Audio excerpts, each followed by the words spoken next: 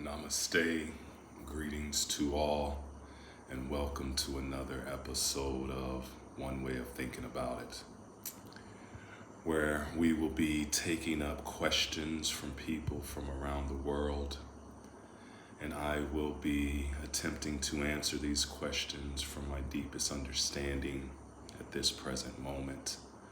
I will be taking about 10 minutes to deep dive into each question.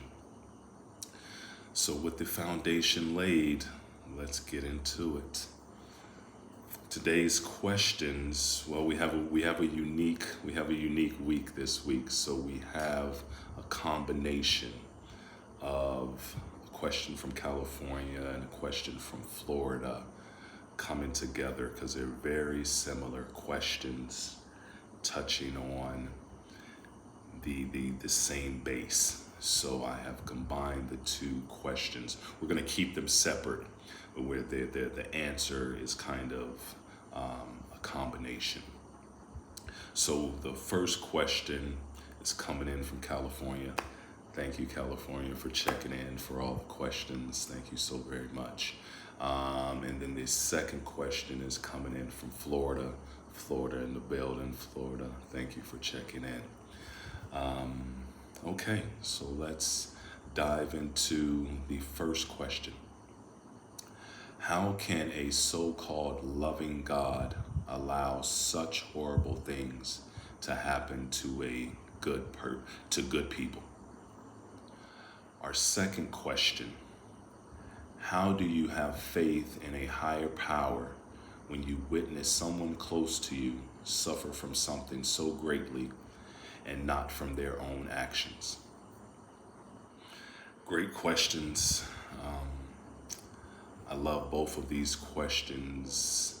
There's so many different angles to approach it from, so it's really challenging me to stay on course and stay on track. I guess just to say this at first, this will be a combination week because we'll not be able to get into everything in just one short, quick 10 minutes. So this will be a continuation. So let's get it. How can a so-called loving God allow such horrible things to happen to good people? First, let's start with God. Let's start with God as the X factor unknown. Because people who believe in God, say they know God, in their relative perspective, they are correct. We're going to say in all fair respect that they are correct, because everyone in our relative perspectives are correct. This is how we perceive the world. This is how we see it. So we are correct in that. However, in the absolute, what is truly true, our perspective could be absolutely wrong. So we need to open up to this idea that the world of what truly is the world, what truly is existence, what truly is life, is not based on our perspective. Our perspective of the world is relative to us, relative to us. And we go about in the world trying to make the world fit into this relative perspective. And when it does not, then we tend to take to the X factor, where we can blame it on. This X factor that people call God. God's fault. God did this. God is to blame for this. And it goes both ways, good and bad. When we don't understand what's happened to us good, we celebrate it, we enjoy it, but still we're not quite sure how this came together, how this truly happened. So we're just like, yes, wonderful, thank God. but it's still unknown of how this truly came together. And when things go wrong that we can't explain, or good things happen to so-called good people, we tend to blame the X factor, God. So stand with God as the X factor, the unknown. And real quick, just to touch on people, the non-believers of God. In their perspective, in their relative perspective, they are correct. They are correct. Who can challenge a person's relative perspective? But in the ultimate, in the absolute, they could be completely wrong. And this is something, as human beings, as people, as people on the spiritual path. And the spiritual path means that we're looking inside. We're not looking outside for something to evolve us, for us to grow. We've understood that going into the world to get materials and to get things that we like and avoid things that we dislike, this is not working for us. This has never worked for us. This will never work for us. As the quote says, it is difficult to find happiness with inside oneself, but it is impossible to find it outside of oneself. So we have God. God is this unknown factor, the X factor. So what we do know about the universe, what we do know is the law of causation, the law of cause and effect. This is a law that governs this universe, this life that we live. For every effect, there is a cause. The issue comes in when we cannot mentally or intellectually understand that cause, because it's unsettling for a person, for a human being who thinks they know. We think we know things, and we do know things. Just to clarify, another quote, a quote from Einstein. And Einstein knew things. Einstein was breaking. We still live by all of the things that he learned and knew. We're still living by these things because he was understanding absolute laws. And in understanding absolute laws, at the end of Einstein's days, he said himself, "My knowledge is nothing compared to my ignorance." And this is an Einstein. So to come back to our relative perspective of what we know, we hold on to this, and we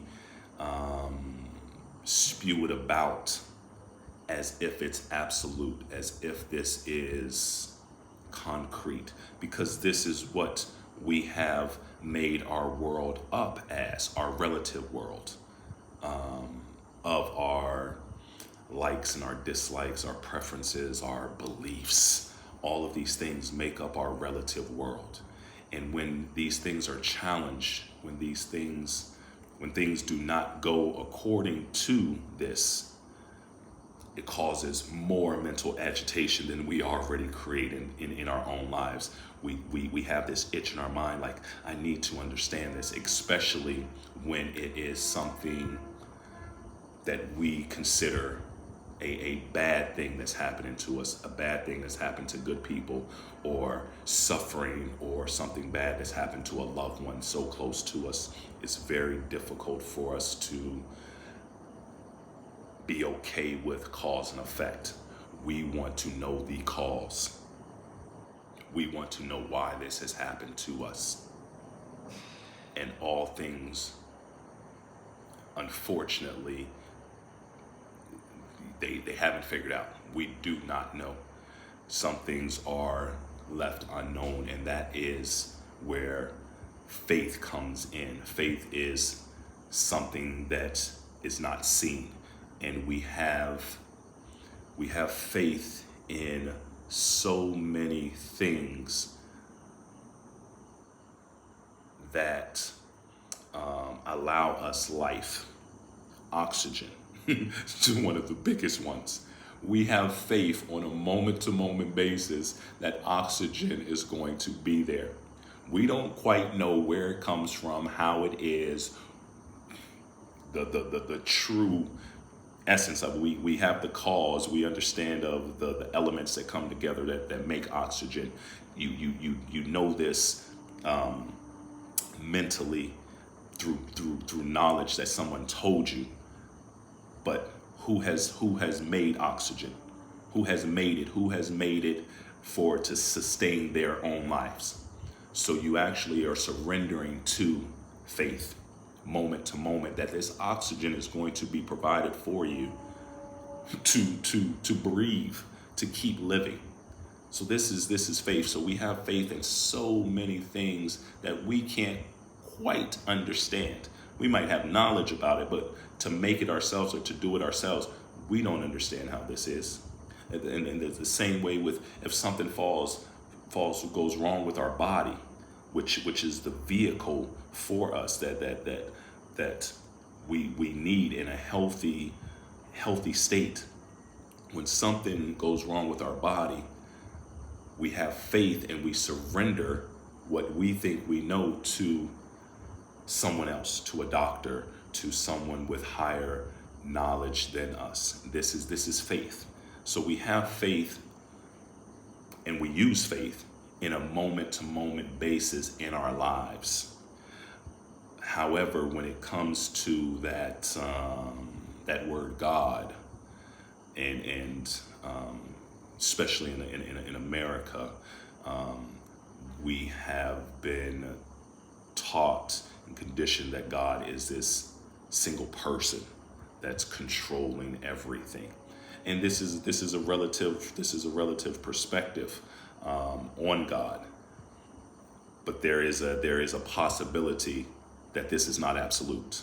I'm not challenging anyone's beliefs or anything like that, but only thing we can say is it is a relative statement. It is a relative statement. It is not an absolute. So we started to touch on God.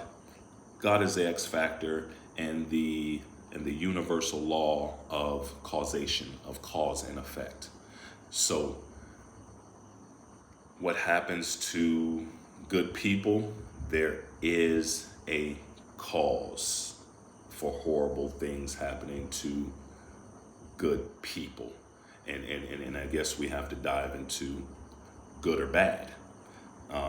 The world that we live in is full of opposites. There's infinite amount of opposites: tall, short, big, small, light, dark, heavy, light, white, black. Everything is made up with opposites, but there's a middle point to the opposites. And again, this is a mental structure of if something's bad, then there has to be good. And it's a relative, again, it's one of those relative statements. It's one of those relative statements to say a good person. What makes a good person? Who is a good person? And that is relative to somebody saying, oh, this is a good person. How do we actually know compared to who? Compared to what? So, oh man, that time went so quickly. So it's so much to unwrap here. So much to unwrap. So we're going to, I guess, say where we're at right now. The X factor being God, the universal law of causation, of cause and effect, governing what is truly happening to a person. There is a cause to every effect, even if in our mental capacity, our intellectual capacity, we cannot understand it. So this is one way to think about it. Again, we're going to pick up where we left off this week, next week, to unwrap this thing a little bit more. It's such a great question, such a great topic, such a great subject.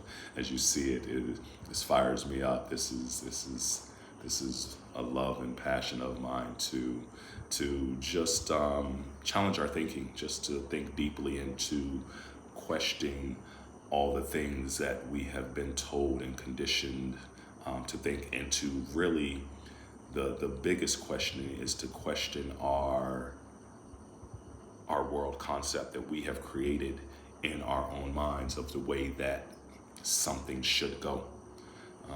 Okay, this is one way of thinking about it. Oh, much love, peace, health, prosperity to all, and namaste.